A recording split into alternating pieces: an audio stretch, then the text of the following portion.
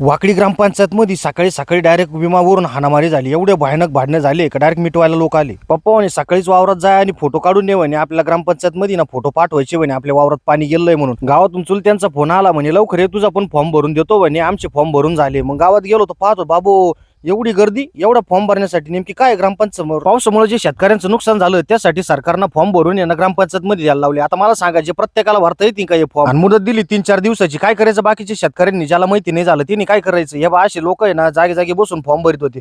अहो म्हणजे आता काय करणार बाकीचे लोक, सांगा ना तुम्ही. ज्यांना फॉर्म भरता येत नाही त्यांचे फॉर्म अनेक लोकांनी भरून दिले आणि सहकार्य केलं बरं का. आमच्या गावात चांगलं सहकार्य झालंय. आता ग्रामपंचायत मध्ये जाऊन पाहू आपण काय राडा चालू आहे. अवस्थाला येऊ राहिला आपल्याला. मध्ये गेल्यावर कळलं एवढी भयानक गर्दी झाली की ग्रामपंचायत मध्ये घुसायला जागा नाही आणि रूम एवढ्या पॅक झाल्या मधल्या. काय करावं काय नाही आज झालं. एवढी गर्दी कशामुळे झाली?